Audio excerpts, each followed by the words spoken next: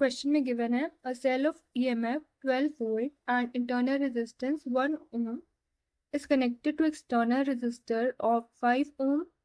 हमें बताना है the current drawn from the cell. तो सबसे पहले तो हम इसका सर्किट डायग्राम बना लेते हैं। हमारे पास एक सेल है, इसकी EMF है 12 वोल्ट, इसका इंटरनल रेजिस्टेंस है 1 ओम एंड इसको हमने अटैच कर रखा है एक्सटर्नल रेजिस्टर के साथ जो कि है 5 ओम का। हमें बताना है यहाँ से करंट कितना ड्रॉ कर रहा है, किया जा रहा है सेल से। तो पहले तो हम देख सकते हैं कि जो ये वाला रेजिस्टर है और ये वाला रेजिस्टर ये आपस में सीरीज में है। तो सीरीज के केस में जो रेजिस्टेंसेस होते हैं वो डायरेक्ट ऐड होती हैं। यहाँ पे रेजिस्टेंस आ जाएगी 6 ओम एंड करंट हमारे पास होता है V/R। तो करंट आ जाएगा 12 divided by 6 that is 2 ampere. Next question है हमारे पास इलेक्ट्रॉन मोबिलिटी गिवन है हमें 1500 सेंटीमीटर स्क्वायर पर volt second. Effective mass given है हमें 9.11 इंटू 10⁻³ kg। हमें रिलैक्सेशन टाइम बताना है इलेक्ट्रॉन्स का। हमें फॉर्मूला आता है मोबिलिटी का that is equal to E/τ/m। यहाँ पे m है मास, ये है रिलैक्सेशन टाइम,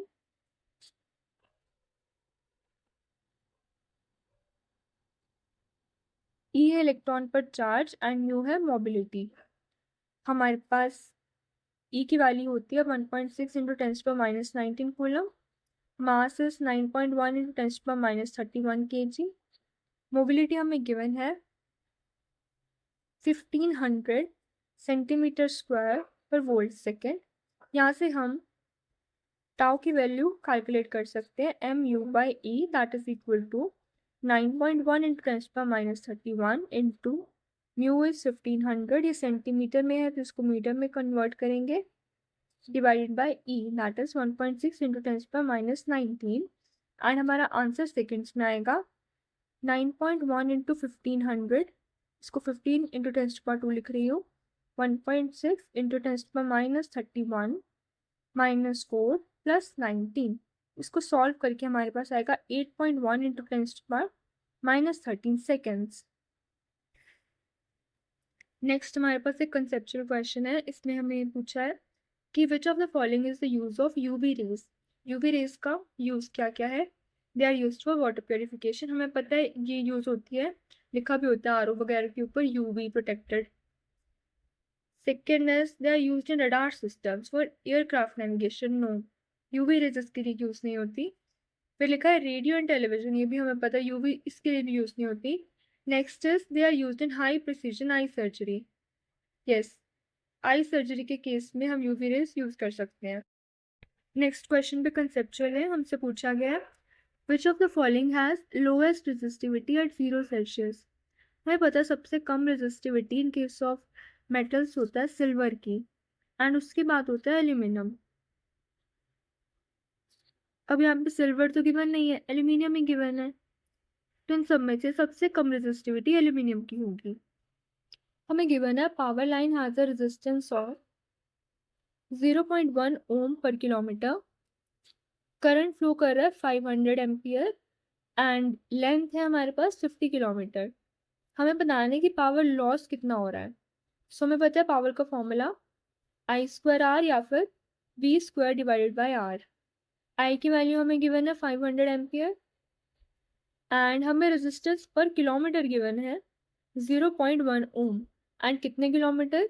50 किलोमीटर।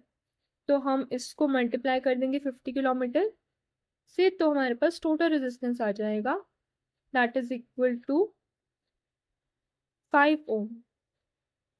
सो भी हमारे पास करंट की वैल्यू है एंड रेजिस्टेंस की वैल्यू है, हम इसमें पुट करेंगे एंड हमारे पास पावर की वैल्यू आ जाएगी।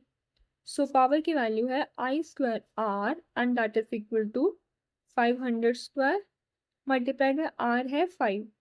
सो 25 इंटू 10⁻4 इंटू 5, 125 इंटू 10⁻3 वॉट। तो हम इसको लिख सकते हैं 1250 किलो वॉट। सो ये हमारा आंसर है पावर लॉस का। नेक्स्ट क्वेश्चन है which of the following statements about eddy currents is true. पहला हमें गिवन है laminating the core increases eddy currents.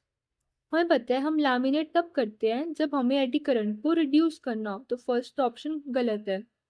Second is eddy currents are induced by DC, या direct current से eddy currents आते हैं, ये भी रॉन्ग है।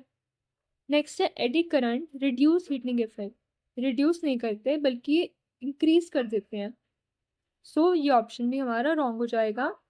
Next is eddy currents are induced, बस तो फोर्थ रहेगी और यही सही होगा, बट पढ़ते हैं इसको। Eddy currents are induced by alternating magnetic flux, yes ये ऑप्शन हमारा सही है। ऑल्टरनेटिंग मैग्नेटिक फ्लक्स से ही एडी करंट्स इंड्यूस होते हैं। नेक्स्ट क्वेश्चन है हमारे पास typical wavelength of X rays. हमें पता है कि एक्स रेज 1 नैनोमीटर से 1 पिकोमीटर तक होती है, दैट इज 10⁻⁹ से 10⁻12 मीटर तक। एंड कई बार ये 1 नैनोमीटर की बजाय 10 नैनोमीटर भी लिखा होता है, तो हमें एक रेंज से देखनी कि किस रेंज वाला आंसर जो है ज़्यादा मैच कर रहा है हमारी एक्स रेज की टिपिकल वेवलेंथ से। सो एग्जाम में जो ये वाला ऑप्शन था ये बेस्ट मैच कर रहा है, जिसमें लिखा हुआ था 1 नैनोमीटर टू 10⁻³ नैनोमीटर, ये दोनों चीज़ें सेम ही है। पिकोमीटर इज 10⁻12, सो 10⁻12 को अगर हम लिखें 10⁻³ इंटू 10⁻9 कर तो हमारा ये बन जाता है 10⁻³ nanometre. So this option would be the right one.